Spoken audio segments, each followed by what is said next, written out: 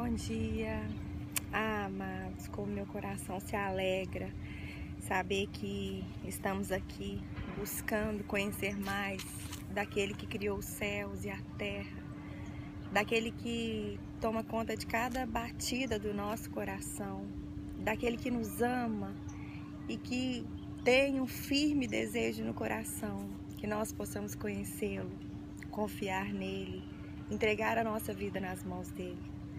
Amados, o que nós temos o privilégio de fazermos aqui é o maior tesouro que nós podemos ter. Por isso que você possa mesmo persistir, sabe? Perseverar nessa palavra.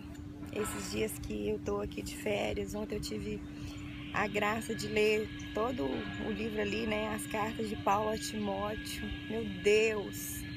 Como é maravilhoso ver o que Deus faz em nós, através de nós e por nós. Queridos, o desejo do meu coração é que você possa mesmo, sabe, buscar esse Deus de fato e de verdade, porque Ele vai se manifestar a você, se Ele perceber essa necessidade que você tem dele. Amém? Bem, Atos 15. Amados, esse capítulo é um capítulo muito importante. Por quê? Porque foi aqui que surgiu o maior problema que a igreja poderia ter enfrentado até aqui. Porque com relação às perseguições, a gente vê que o Senhor realmente dá o livramento. Mas aqui a gente percebe que homens querendo macular a simplicidade do Evangelho de Jesus Cristo. Em Atos 15, o que aconteceu? Ali na cidade de Antioquia, começaram a se levantar alguns cristãos que tinham se convertido, judeus cristãos, e eles começaram a pregar algo totalmente diferente daquilo pelo qual o Senhor Jesus Cristo morreu. Eles começaram a falar assim para aqueles irmãos ali, para os gentios da Antioquia: olha, se vocês se circuncidar e se vocês viverem conforme, né, a lei de Moisés, vocês vão se salvar. Meu Deus, não foi nada disso que Jesus veio, amado. Jesus veio para nos salvar e a salvação é de graça. Você não precisa seguir nenhum segmento para ter a salvação. Jesus disse que a salvação é de graça, é você confessá-lo mesmo com a sua boca e crer no seu coração que Ele é o Filho de Deus enviado para perdoar os nossos pecados e pronto, sabe? Não existe nenhum julgo a mais, você não precisa fazer nenhuma obra, nada, a salvação é simples, é de graça. E depois disso, o que precisa ser acrescentado é os mandamentos do Senhor, para que nós possamos a cada dia mais sermos mais parecidos com eles. E diante dessa confusão aqui, que aqueles irmãos ali começaram a arrumar, a palavra de Deus fala que Paulo e Barnabé tiveram uma grande discussão, uma grande contenda com eles. Por quê? Porque Paulo e Barnabé sabiam que não dependia disso para que a salvação viesse sobre os gentios. E eles tinham experimentado ali de uma maneira sobrenatural o Espírito Santo na vida dos gentios. E Barnabé e Paulo, eles pegam mais alguns irmãos e vão para Jerusalém para decidir isso. Decidir o quê? Se eles realmente precisavam se circuncidar e continuar obedecendo a lei, ou se era simplesmente crer em Jesus Cristo como único Senhor e Salvador das suas vidas. E quando eles chegam em Jerusalém, eles são recebidos ali, né, pelos anciãos da igreja, pelos líderes ali da igreja.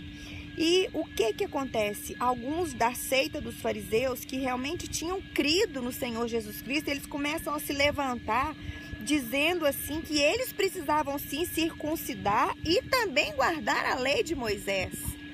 Amados, e eles fazem um grande concílio, o primeiro concílio da igreja, chamado Concílio de Jerusalém. E quando eles estavam lá em toda aquela confusão, discutindo, e a gente sabe que quando reúne muita gente não chega a lugar nenhum, mas o próprio Deus intervém nessa situação. Pedro se levanta e todo mundo se aquieta. E Pedro começa a falar a experiência que ele teve ali na casa de Cornélio quando Deus o mandou. E antes mesmo que ele orasse para que o Espírito Santo viesse, Deus já completou a obra nos gentios. E o que eles precisavam? Simplesmente crer em Jesus Cristo como único Senhor e Salvador. E Pedro ainda vira para eles e fala assim: olha, vocês estão querendo pôr nos gentios um jugo que nem nós, nem nossos pais conseguimos suportar, porque o judeu não conseguia cumprir a lei, né, afinco, nada, até porque tinha sacrifícios. Não, gente, ninguém consegue cumprir a lei. Hoje temos o Espírito Santo para cumprir os mandamentos do Senhor. É Ele que nos ajuda, é quando Ele habita em nós que nós vamos obedecer os mandamentos do Senhor. E logo depois que Pedro fala, Barnabé e Paulo também entra para falar das grandes coisas que o Senhor fez ali no meio dos gentios. E logo, quando os três falam, quem entra? Tiago. Tiago era o líder da igreja ali em Jerusalém. Esse Tiago não é o apóstolo. Esse Tiago, ele era irmão carnal de Jesus Cristo. Inclusive é o mesmo que escreveu Tiago, o livro de Tiago aqui. E ele era um fariseu e ele somente se converteu depois que Jesus Cristo ressuscitou. Mas grandes coisas o Senhor fez através dele. E Tiago, como líder da igreja, ele levanta e dá um parecer, sim, que eles não precisavam circuncidar, eles não precisavam obedecer à lei de Moisés, mas para que houvesse uma boa convivência dos cristãos judeus com os cristãos gentios, foi estabelecido o seguinte: olha, eu preciso que vocês façam a seguinte prática: não se contaminem com a idolatria. Por quê? Porque naquela época, a gente, era muitos e muitos ídolos, sabe? Era muitas e muitas imagens. E o povo judeu abominava essas coisas. E hoje o nosso Senhor Jesus Cristo também continua abominando isso. Então eles tinham que livrar dos ídolos, eles tinham que ter uma vida sem imoralidade, sem prostituição. Era algo que naquela época também tinha muito essa prática. E eles não podiam comer nada que tivesse sangue, e nem animal estrangulado, porque o sangue também entrava na carne deles. E foi estabelecida somente essas coisas, para que houvesse uma boa convivência com os cristãos judeus. E estava acontecendo em Jerusalém. E o que o Tiago, líder da igreja, fez? Ele escreveu uma carta. Ele escreveu uma carta para que Paulo, Barnabé, Silas e Judas levassem lá para Antioquia, que eles estavam esperando, né, o que tinha resolvido. E nessa carta, Tiago fala algo aqui no versículo 24, que, como precisamos dessa palavra, fala assim: porquanto ouvimos que alguns que saíram dentre nós vos perturbaram com palavras e transtornaram a vossa alma, não lhes tendo nós dado mandamento nenhum. Ou seja, irmãos estavam colocando jugo sobre outros irmãos, em que o Senhor Jesus Cristo não tinha colocado, que o Espírito Santo de Deus não tinha colocado.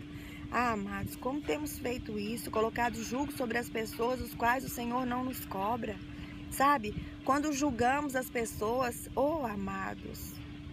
E esse Tiago que escreveu essa carta é o mesmo que escreve lá a carta de Tiago. E a gente vê como isso realmente, porque lá em Tiago ele fala da língua.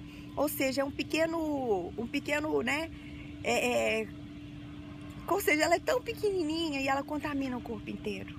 E manda ali para eles e realmente fala com eles: olha, vocês não precisam disso, a salvação ela é de graça. Vocês precisam somente aceitar Jesus Cristo como único Senhor e Salvador de vocês e vocês são salvos.